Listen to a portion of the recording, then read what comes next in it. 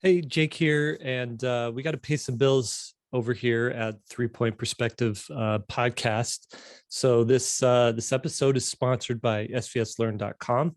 It's an online learning platform we created because we all taught at art schools and realized you could get the same level of education without the enormous price tag.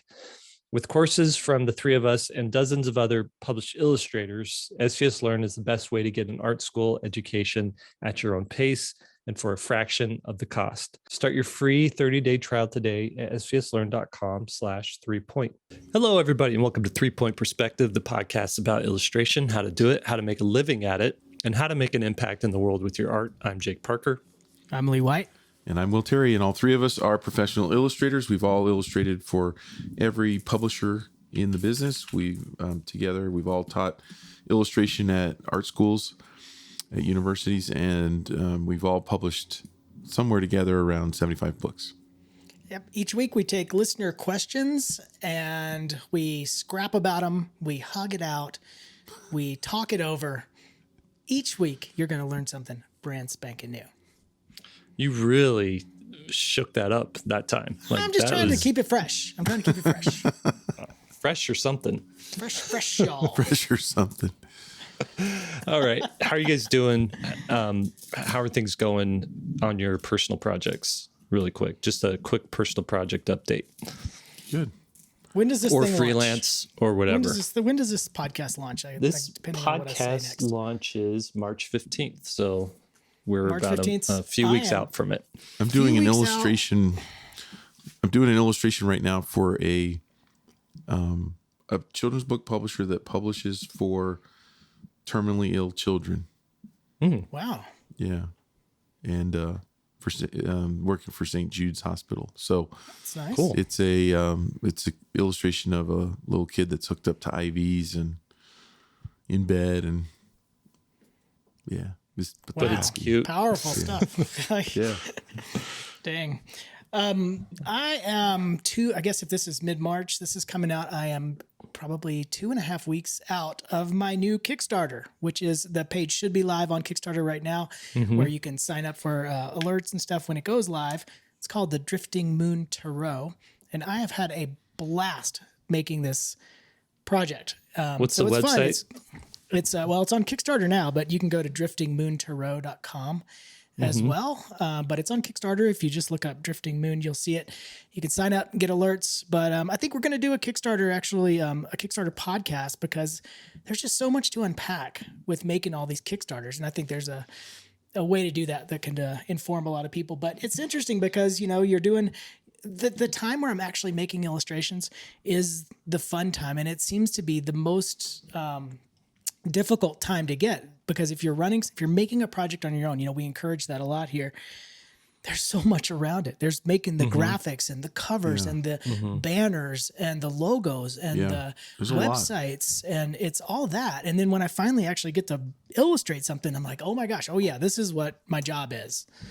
Right. You should make a Kickstarter playbook or something like that. Yeah, somebody's got one already though. So.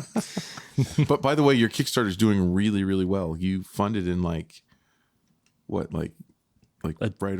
It's not coming out yet. 5 minutes. I know. I'm saying that it's doing so good, Lee. It is going to be doing well. We're planning a huge launch, but we'll see. It's been an interesting road, but it's been a lot of fun. And now the people listening are going to have to go and check it out to see how well it is doing.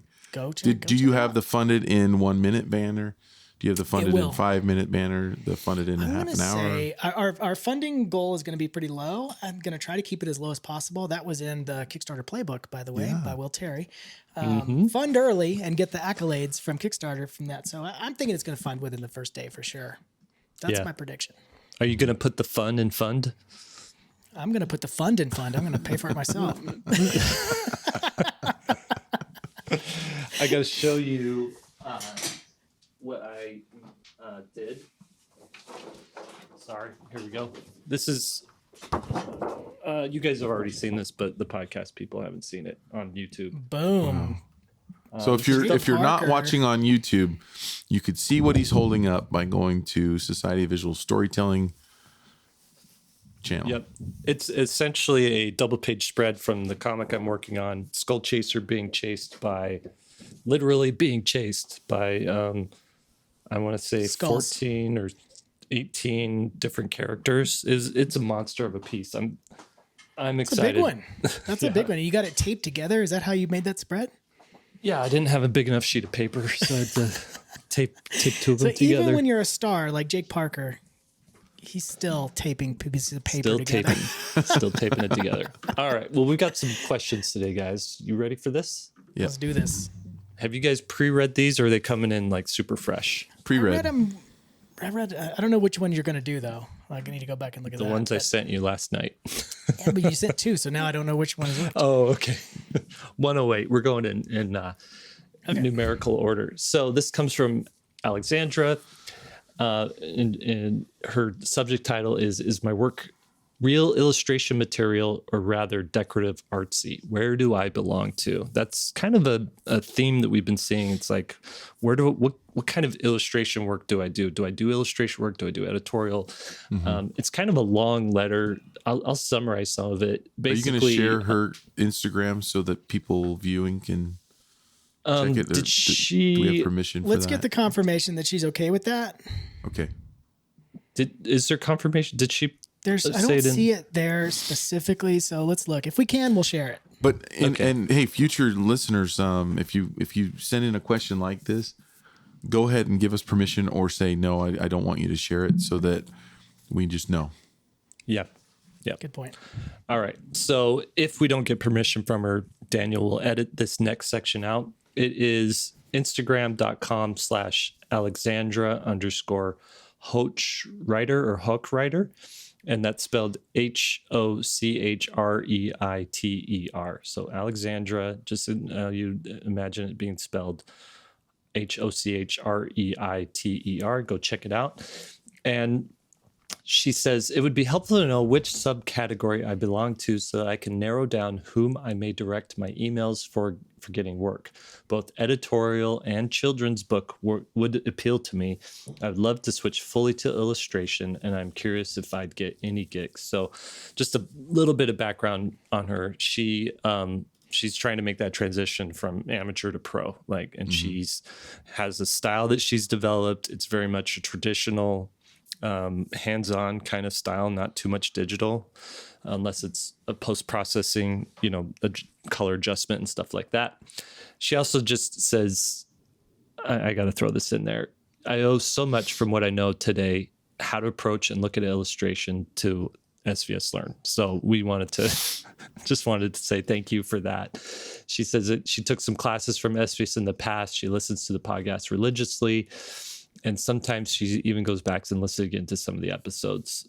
And I'm a little uncomfortable, but she says that we are her gods, her art gods, I guess. So that's a lot of responsibility. That is too much responsibility. Yeah. We are fallen gods, if that. Okay.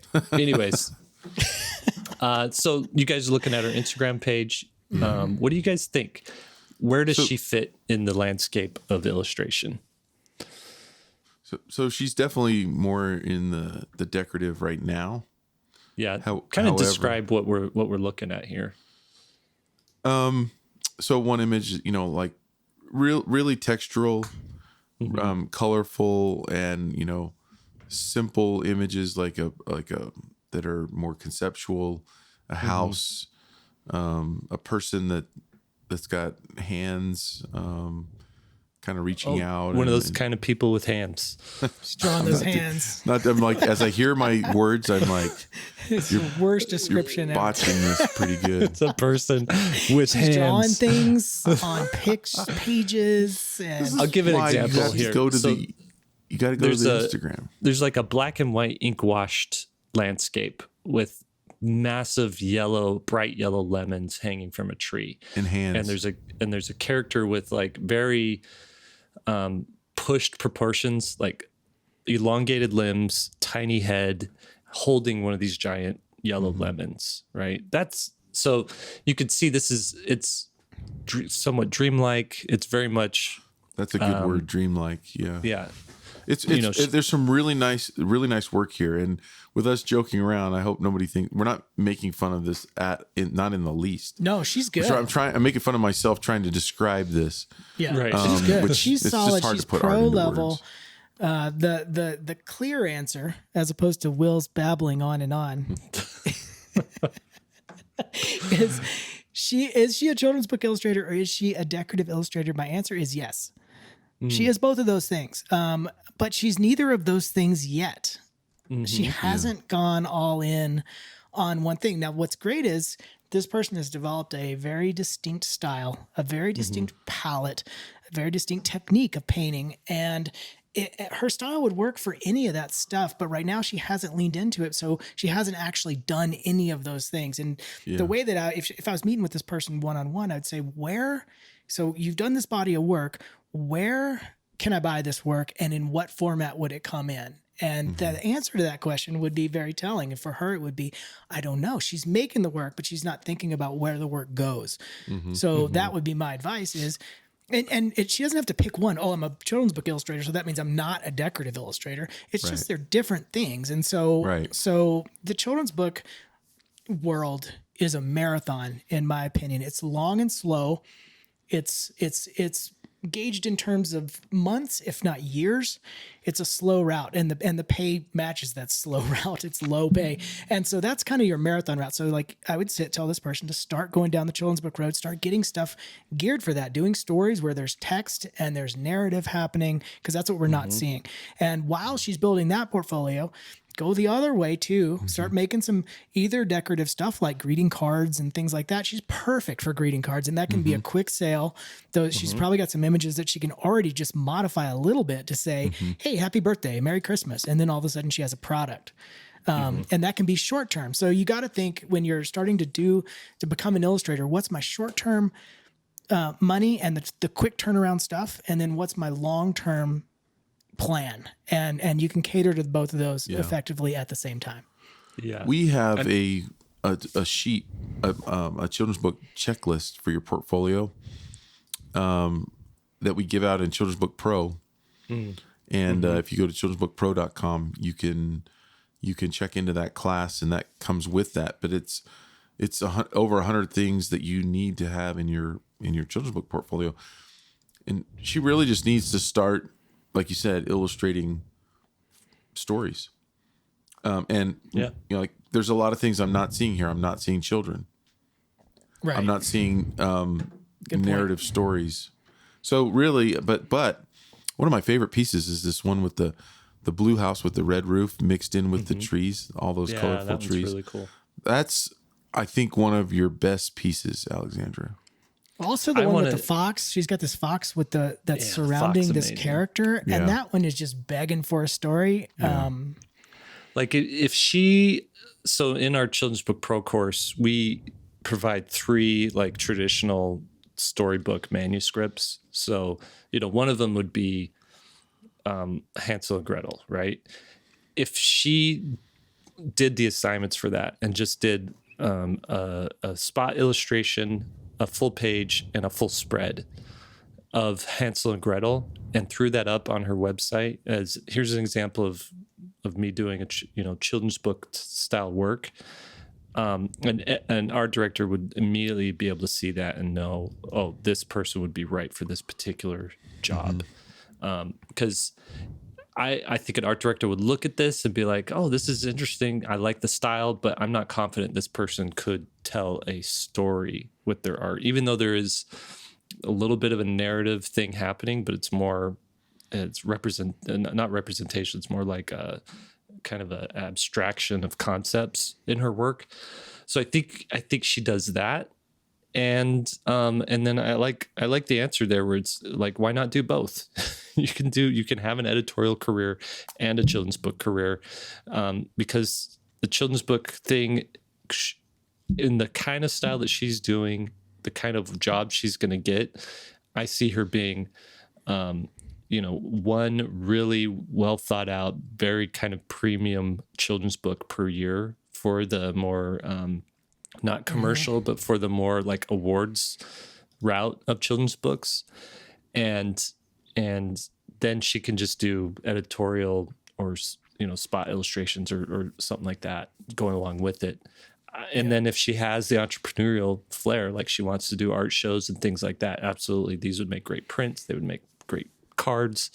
A word of advice, something I learned from Lee, is if you are selling prints and cards, make sure that the image on your prints is not also an image on your cards, because people will every time will buy the card as opposed to the $30 print. People are naturally cheap. If they see it, the smallest, cheapest thing they can get is typically what a lot of people will buy. So I found that when I was selling cards of prints, I was losing a lot of money that way. Mm-hmm.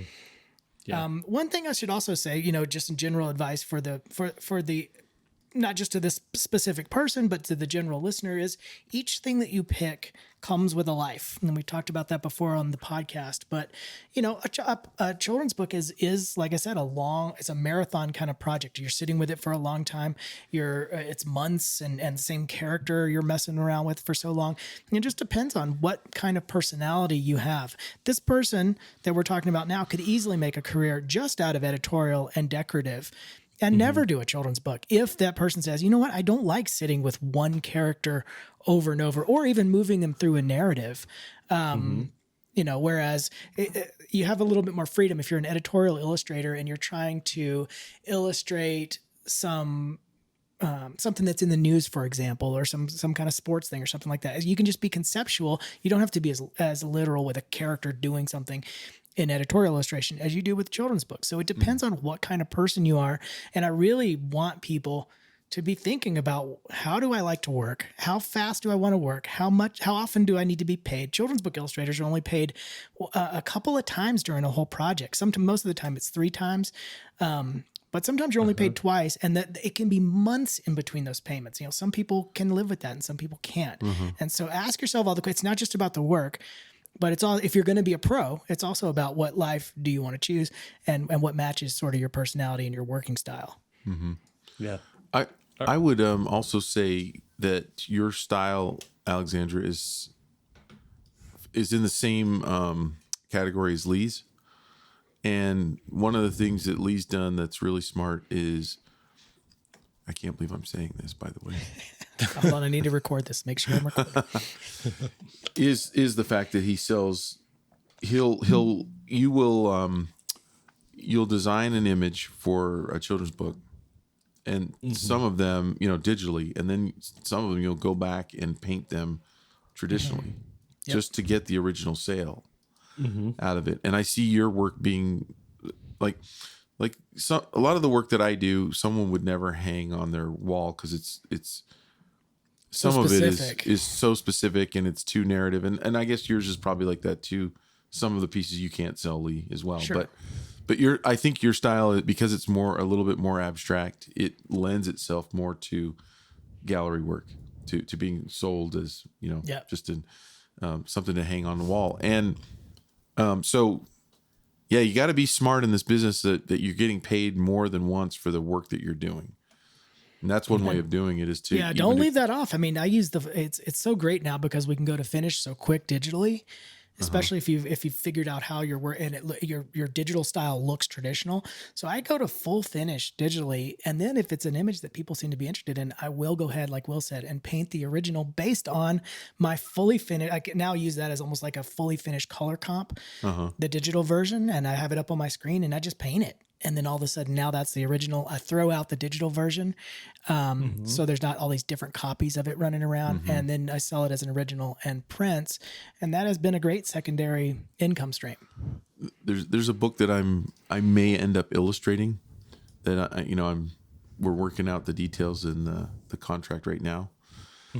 And if I end up signing this contract, the story is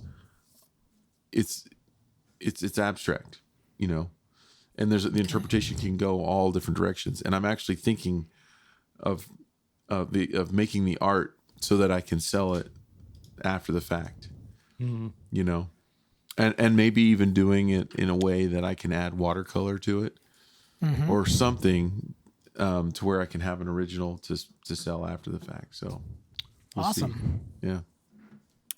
Is it okay to paint 2 of the same painting? and sell both?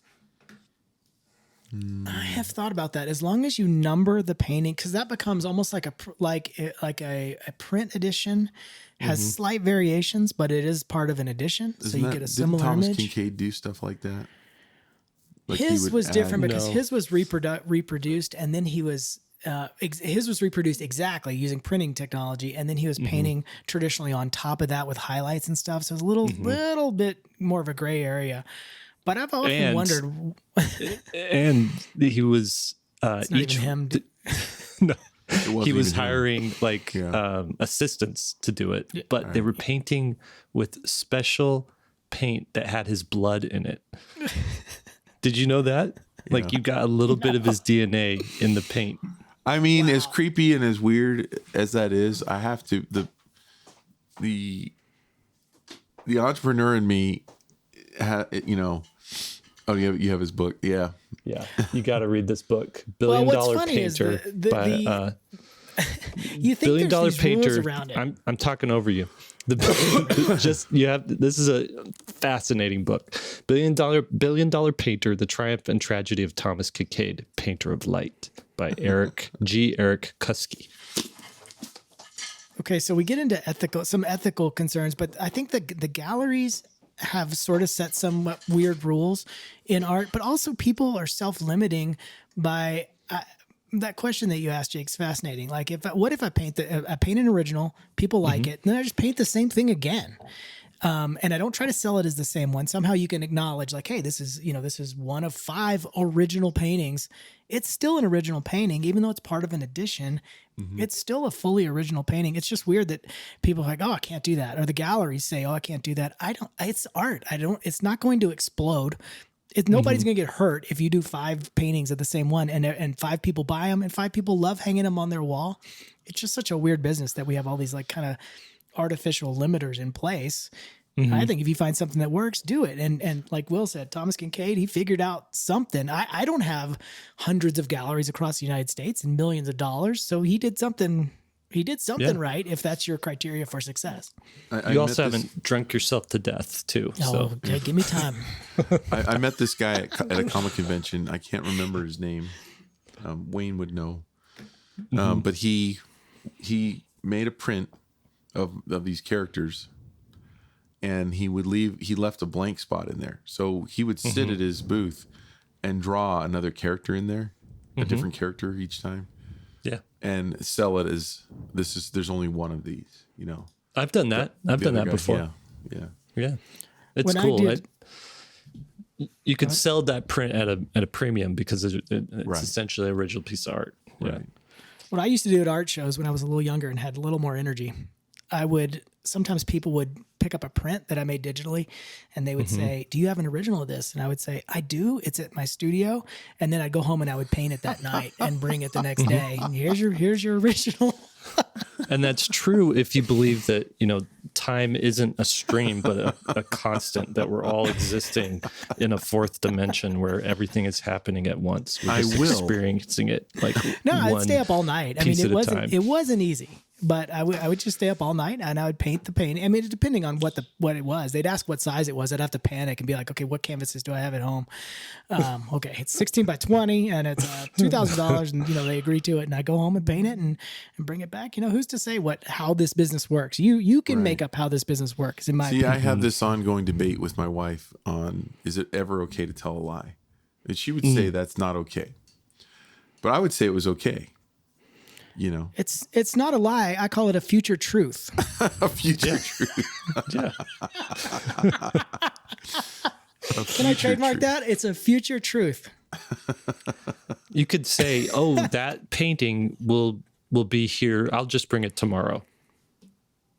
Yeah, And and that- not say and that- yes that that there's painting an will original. be That's here true. tomorrow. It's all about how you word it, I guess. Oh, you want the original for this? I can have it here tomorrow. Deceptively good.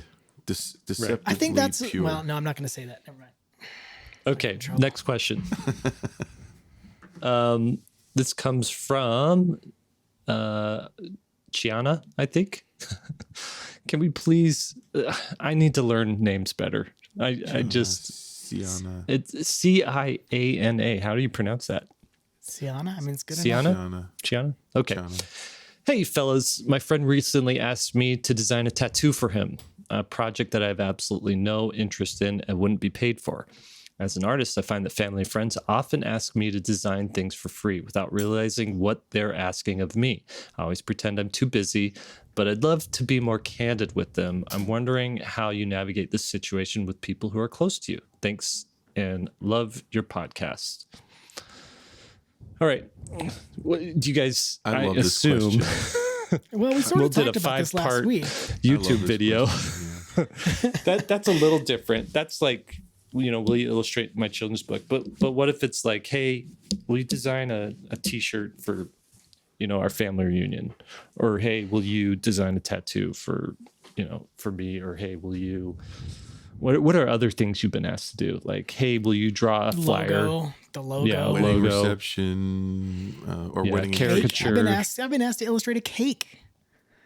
Design. You've been asked to design a house. I was. Which I did, which was stupid. I think you got to explain opportunity cost to people. They're going to glaze over a little bit probably, but you say, if I do your logo, that means I'm not able to do my children's book that I'm trying to get done, and that means I'm not going to be able to work in the industry I'm trying to work in. Yeah, but okay, this is such a good question because all of us, everyone listening, can relate to this. Mm-hmm. Yeah, that's true. And to me, the worst thing is what she says right in here is a project that I have absolutely no, in capitals, no interest in. The worst thing in the world is working, and I've always felt this way. Whenever I'm working on a piece of art that I hate, I hear people outside in the free world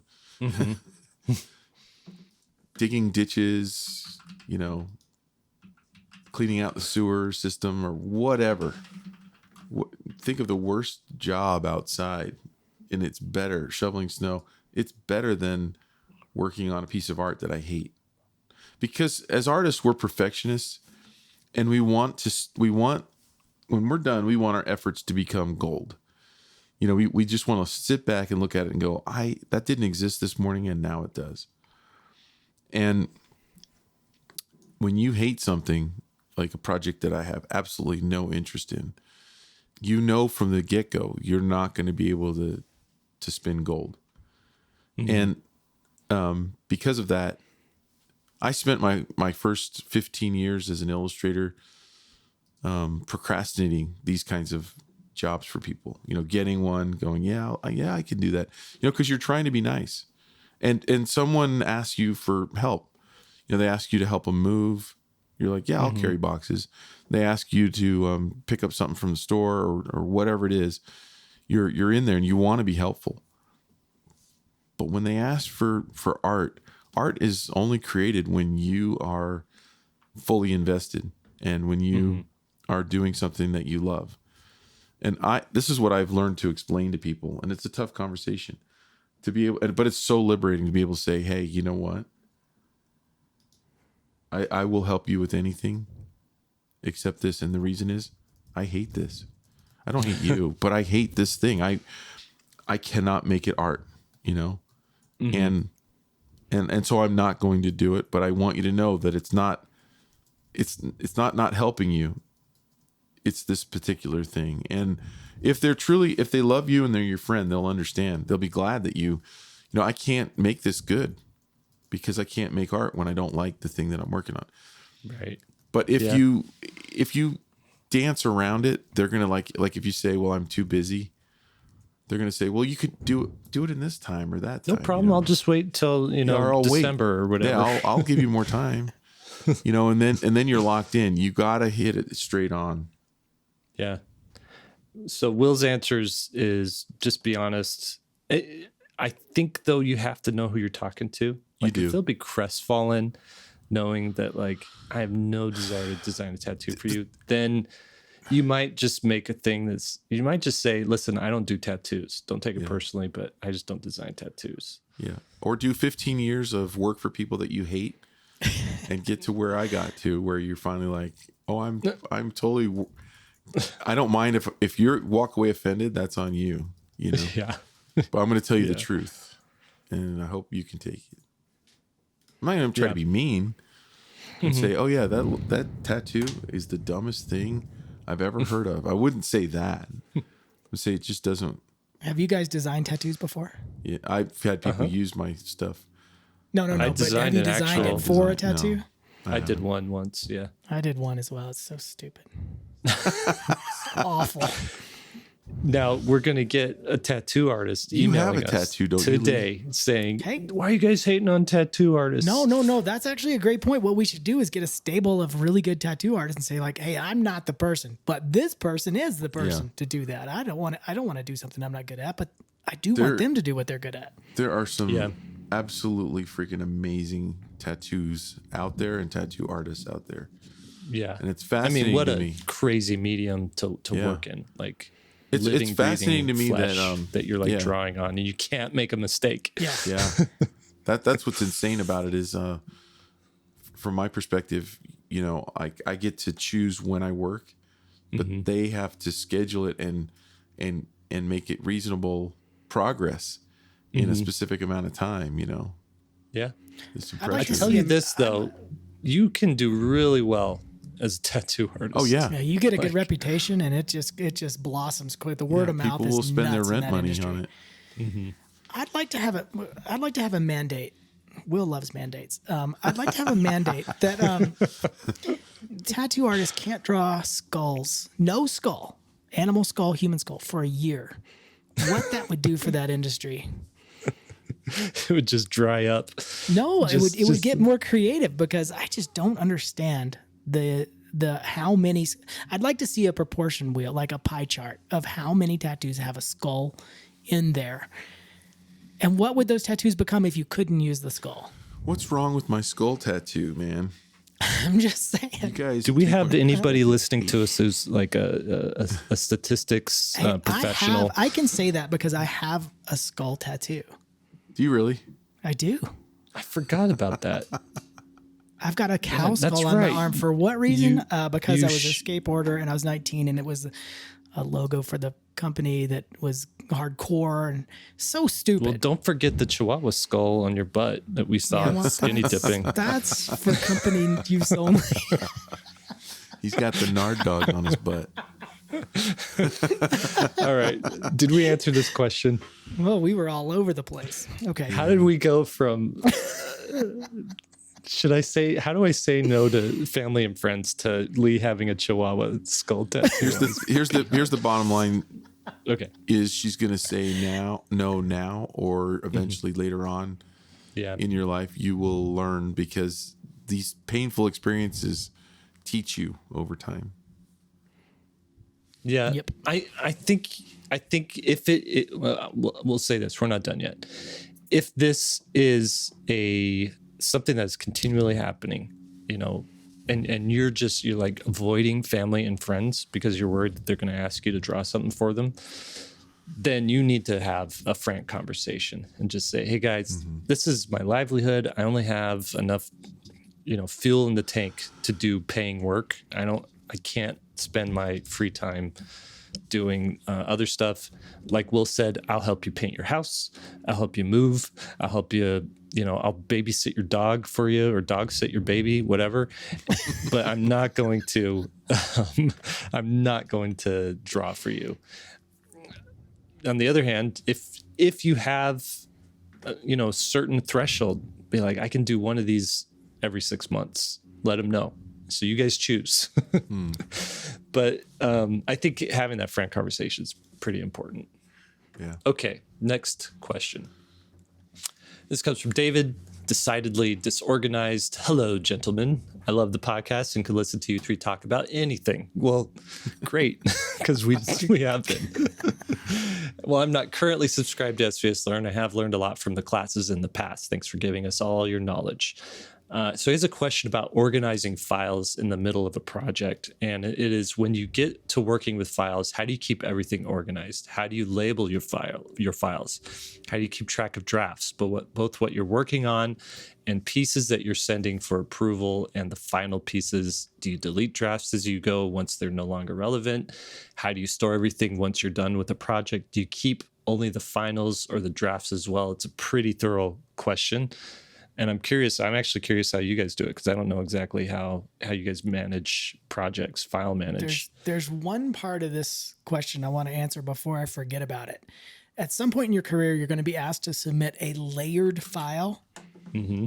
Your client will ask you for a layered file. What that means to me is my next email to them is, what parts are you concerned about being able to arrange? Like sometimes it'll be a character or they need a different size text or something like that. Depending on what their answer is, I change my file to only include those layers. For example, if they need to move the character, they're given a layered file with 2 layers, the background and the character by himself.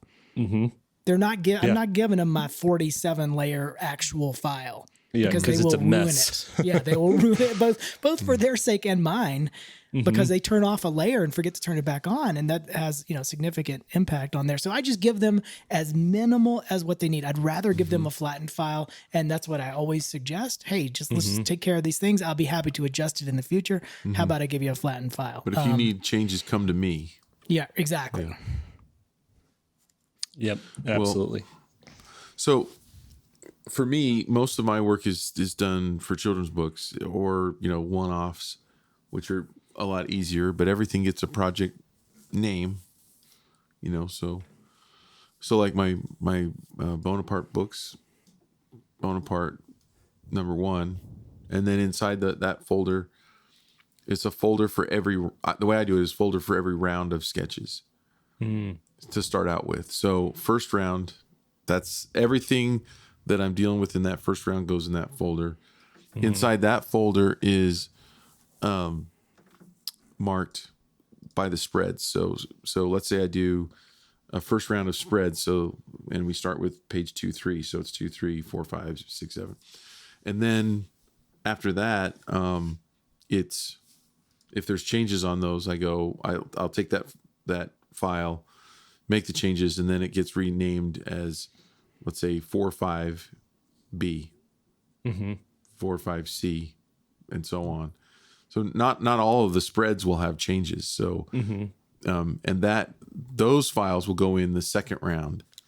So second round means the ones, I'll bring all of the files over, but only the ones that are changed, if that makes any sense. So like I copy and move all those files over, except for the ones that are changed. They get replaced with the B or C, and so on. And sometimes I'll have 5 rounds, 4 or 5 rounds of sketches, and then I do one which is called finished sketches, because sometimes I go in. I at the point that the client approves everything, now I say, but am I happy with this book? They're fine, but maybe I have some edits that I want to make. So then I copy everything over to a final sketch file, and then I paint. And then there's same thing with paint. If there's usually a first paint round and a second paint round, and then finished files, and it takes up some room. I mean, but part of the reason why I save everything is I'm teaching. And I want to be able to go back and show the progression of a spread, and maybe 5 or 7 or 8 iterations of that spread, what it changed to, and keeping track of it. And sometimes, rarely, but sometimes an art director will go, we changed it to this, but now we're thinking we want to change it back. And if you don't have that file that they want to change it back to, never delete files, for real. How do you do it, Lee? Similar to Will, I guess. I mean, it's just a slight different version of that. I will say this, that I always try to start out organized, and it always ends up all over the place, It no matter does. how well I tried to do it. Because you forget to hold to the rules and stuff. And Right. Or it's coming so fast. Sometimes you're getting multiple notes and you got to get them out quick. You just can't be as organized as you. And you say you're going to go back and fix it. That's what I tell myself. I'll go back and fix this later. And of course I never do.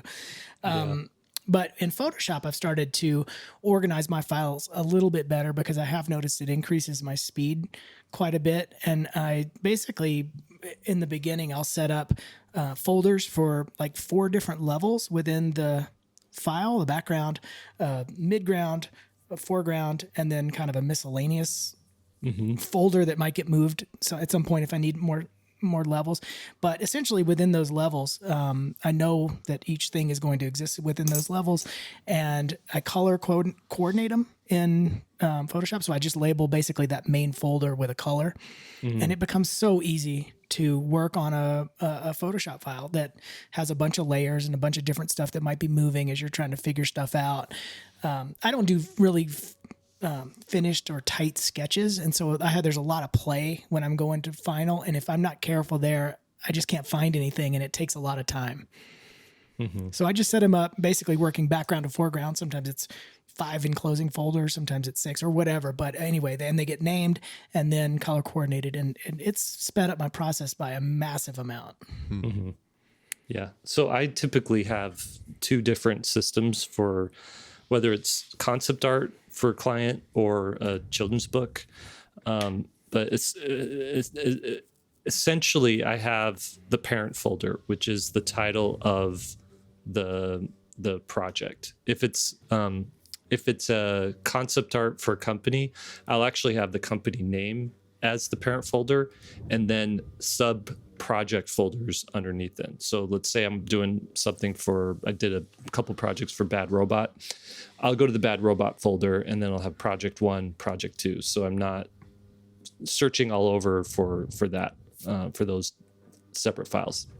So for concept art, then there'll be, inside that particular project folder, there'll be a From Bad Robot folder.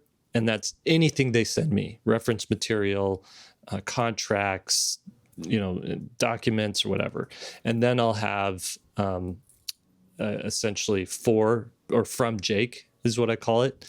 And that will be all of my working stuff. And then I'll have a 01 folder, a 02 folder, a 03 folder, and those are all different iterations. So it'll be like my first pass, then it'll be round 2, then it'll be round 3. And then I have a finals folder, and that's where I'll save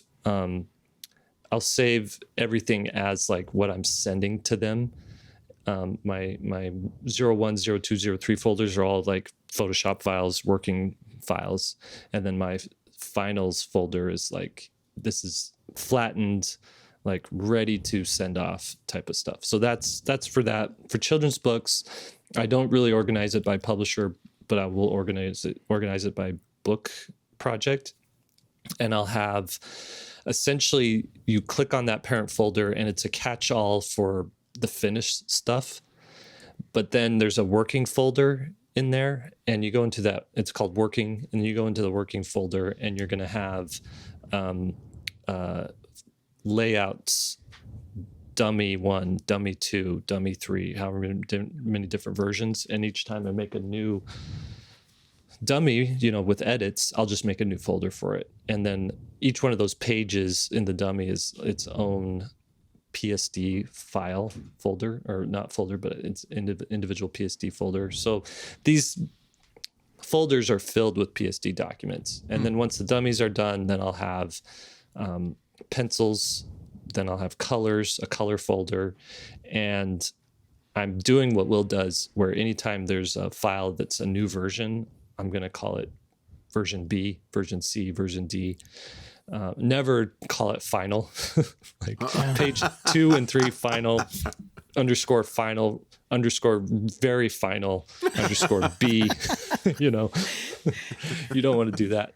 But essentially that's how to keep it organized. And like Will said, you're going to want to keep it organized because you might be teaching someone how to do it. If you have a Patreon, it'll just be easy to go back and like, here's a project I did for Patreon. If you get if the book does well and you're doing a sequel, you're going to want to be able to go through the old files and see, what you did, and use it for reference and whatnot. So I will add this, that there is a last little moment that you should pay attention to. And that is, I just thought of it when Jake said flattening the layered file. That moment, if you're going to print like we do in books, you're going to change it at some point to CMYK. So if you're working in RGB, typically change it to CMYK.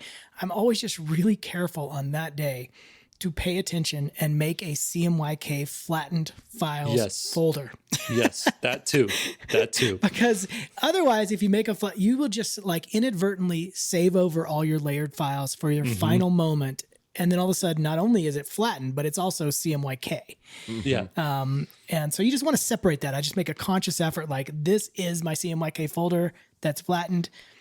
You copy and paste all of your files, paste them in there. So you've got duplicates of all of them. And then you can mess around all you want in that CMYK folder and not worry about that you're messing around with your other files. Okay, should we wrap it up? Let's wrap. Last thing I want to talk about. This episode is brought to you by The Art of Mandalorian Season 2. They're actually not paying us for this, but I'm holding up the book right now. I just got it yesterday. And I want to point out something. You see this? It says Season 2 right there. This is a sticker. Okay. Now, why would they put that sticker on there? Look at the cover.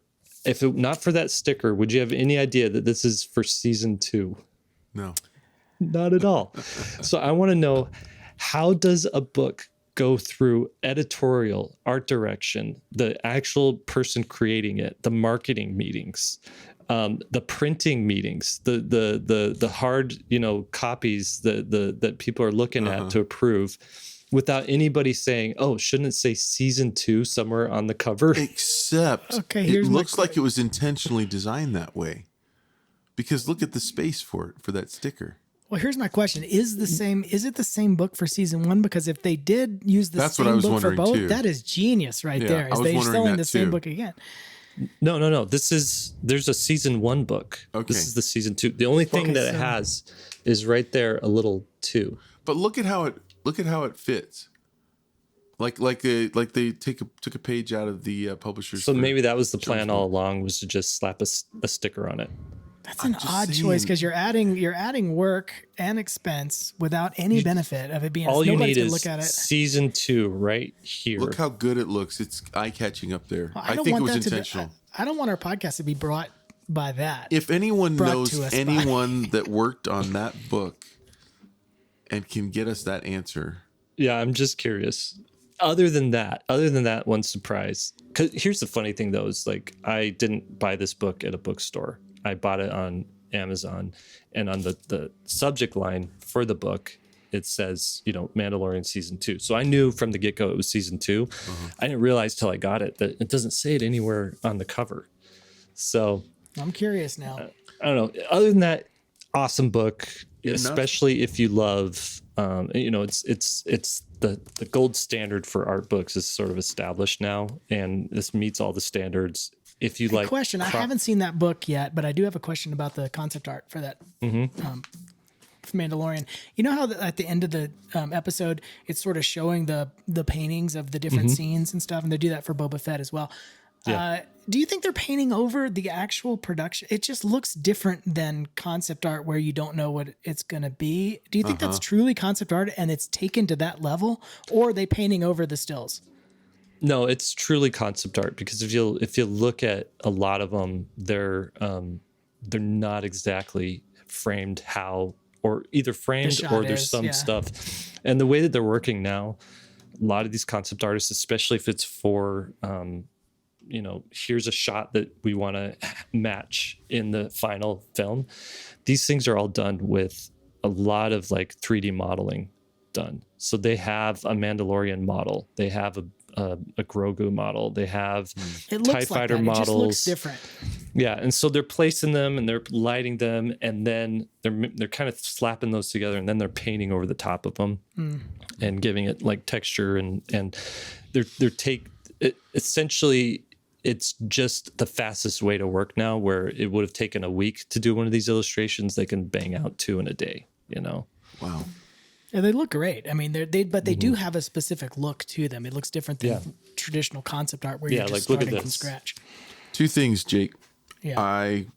We really liked The Mandalorian, which I know will make you happy.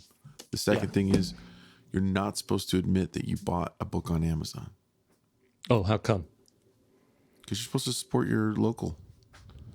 Oh, support my local. Well, good job, Jake. Sorry, guys. I put. Why do you hate local bookstores? Yeah, Jake. You don't want them to actually, be remember one of my New Year's resolutions was not to buy any books this year. That's out the window. So what happened was February this year. That's good. I had this in my cart on Amazon as a way of bookmarking it for next year, and my wife was buying some other stuff and didn't realize it was in the cart and just bought it. Hey, well, you're still good to go. That doesn't count. That's how you guys do it. That's how you guys. Yeah. All right, let's wrap this up. All right, everybody. Thank you for joining us. 3 Point Perspective is made possible by Amazon.com, where buying great books happens all the time. Just support the largest company in the world and also support a space program while you're at it. I'm just kidding. It's made possible by SVSLearn.com, where becoming a great illustrator starts. Your hosts have been Will Terry at willterry.com and at Will Terry on Instagram. Lee White at leewhiteillustration.com and Lee White Illo on Instagram, and Jake Parker at mrjakeparker.com and at Jake Parker on Instagram. Okay, podcast produced by Daniel Tu. That's danieltu.co. Go visit him on his website, see what he's up to there. Special thanks to Master of Production, David Bro. Keeper of the Curriculum, Austin Shirtliff. Chief Operations Officer, Lisa Fott. Lisa... Why did I go Faux? It's because of Bro. Because David Bro, yeah. David Bro and Lisa Faux. And thank you to Lily Howell for our show notes. Now, go draw something. So, what's new in your life, Jake? Have you been in any hit and runs lately? Okay, yeah. So, on Saturday, we were in a hit and run. And this is one of those things where I've never... You hear about it, and you never think, oh, that'll happen to me. But... what happened was me and my daughter, we were coming home we had run a 10K. And so we were like coming back from that. We were all pumped because we'd finished the race and everything. And I hear the sound of car smashing into another car. Like it's unmistakable, right? It's just like this thump type of thing, thump crash sort of thing. And in the split second, I'm like, oh shoot, like it caught my attention as I'm like, trying to figure out what's happening, where it's happening, bam, our car gets hit. Mm-hmm. And so what turned out was a car got smashed into, which smashed into our car. So there was a car sandwiched in between us. And so I'm like, oh, geez, Lucy, we just got in a car crash. And I noticed this black car kind of swerve around us and like just pick up speed fast and drives down the street in front of us. And so I'm like, oh my gosh, the guy's getting out of here. And so the guy behind me pulls up beside me, and I roll down my window and I'm like, hey, are you okay? And he's like, yeah, I'm fine. And I said, okay, I'm going after that guy because his car was way more trash than my car. So, so this is where it gets good, huh? Yes. So I'm cruising after him. I'm trying to pick up speed, but this guy's in some kind of Dodge SUV or something, probably had a bigger engine than mine or something, I don't know. And he is gone. He turns the corner on a major street. I turn the corner, and by the time I turn that corner, he's gone. I can't find him. And so I'm like, I'm not going to drive all around, Gilbert looking for this guy. So I just pull over. The guy behind me comes up, he pulls over. I call 911. I'm like, hey, there's a black SUV that just ran into us, and it's the guy's on the loose, and he's like dropping bumpers and stuff. Like when he was driving away, like bumpers are falling off, and like there's his tire tread came off of his car. And so they dispatch police right away to like look for him. And it turns out he smashed into a third car and got away from that one as well. That car actually needed our car was just a bumper squashed. nothing structural. The car behind us totaled, right? And it was an older Honda, so like it was done. I felt bad for the guy too, because it wasn't his car. He was borrowing it from his sister. And anyways, so I asked the police, I'm like, okay, let's say you find the guy now. And he's like, well, did you see what he looked like? I said, no, I didn't see what it was. I'm like, what do you think this is? Well, this is definitely someone who's like under the influence on a Saturday morning. Like, how bad does your life have to be on Saturday morning if you're like, well, he partied all night, smashing into cars? So I was like, yeah, I didn't see what he looks like. He said, I'm sorry, but even if we find the car and we knock on the door of the house and the owner comes out, like, he could just easily say, oh, someone stole my car. And I don't know who it was. And I don't know why they brought it back to my house, but like, there's not enough for them to actually do anything about it. And so then I asked the cop, I'm like, hey, does Gilbert have like a Batman or something? You know, they could go find this guy. And he's like, no, I'm sorry. I wish, or I don't know if he said he wished there was, but there's no, long story short, there's no Gilbert Batman. There's no justice in this, in this situation. Well, you know what you have to do now. I know. I'm going to don the mask and jump from suburban rooftop to suburban rooftop looking for this guy. It'll be back, Jake. How bad was your car hurt? It was essentially the plastic bumper is like all scraped up and like hanging off a little bit. And because of supply chain issues, it's like a 6-month wait to get that bumper. Well, no, I mean, it's an older car. It's a 10-plus-year-old car. So you're just going to duct tape it. Exactly.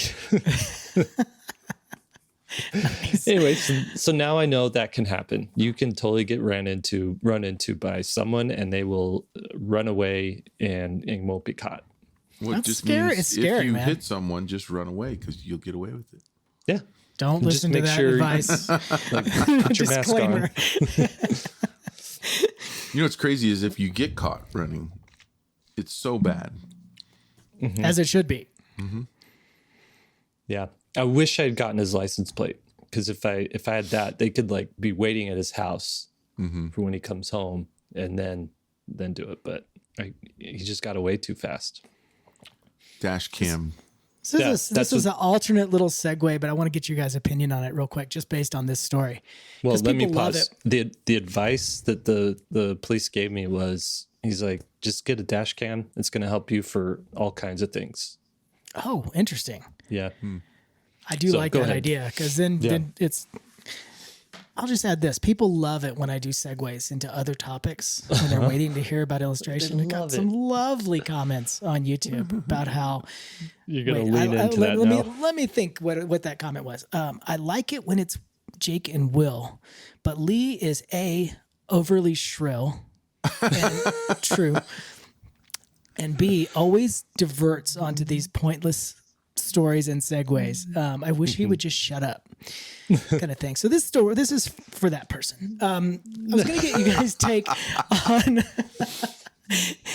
on the new. I just got a car that has like sort of driver assist. It's not auto steering, but it will, if it senses that I'm not going to brake and there's something in the way and it senses it with the cameras, it will brake and fully stop and steer too. What do you guys think? Is that good technology? Bad technology? It's good. We're all going to be. We won't be driving in the future. I mean, it'll be good enough to where that we won't be able to make an argument for human error. It'll be that good. It'll save that many lives. I do think it'll work more often than it doesn't. There's always the argument it didn't stop me, and then I ran into the back of a truck. But I think you're right. Think of anything where humans are better than. I mean, an industry where the computer's taken over, right? Where people still use humans instead of the computer. It just once it takes over, it's going to be. I mean, like right now we have like in the U.S. I think don't we have like somewhere around 30 or 40,000 auto deaths? It's a lot. due to driver error, and a lot of them are drunk driving. So it would totally eliminate all the drunk driving. Yeah, and texting too. It would help Right. with that whole thing. So once it's there, I mean, my mother-in-law's car does the same thing you're talking about, and it's just eventually it'll be fully implemented. As works. long as they make laws surrounding this stuff where you're not liable if you imagine this scenario. There's a group of people. The car is somewhat autonomous, right? Right. And you could swerve and miss the group, but maybe hit one. But now you're taking control of the car, so you're liable for it. Or you could let the car take over and possibly hit everybody. Right. And not be liable for it. Oh, so, man, this is a lawsuit. There's all kinds of scenarios like this. Another one for AI is that AI will choose who lives and who dies. Okay. Yeah. It would be a very rare. Like the minority. That's the Minority Report. Yeah. Well, it'd be a very rare occurrence. But let's say there's a blowout, right? So, like one thing that with cars that you can't really plan for, other than, I mean, it's like if you have tire damage and your car tire blows out, the car will swerve, especially if you're on the highway, right? And you're going 70, 75 miles an hour. Yeah. You can't stop it. It will swerve and it'll hit whatever's next to, because of the resistance on that tire. So the AI in the car you're driving in isn't the blowout car, but because it's tightly packed, and maybe this won't happen because maybe they'll account for this in the computer programming where cars are staggered or something. I don't know.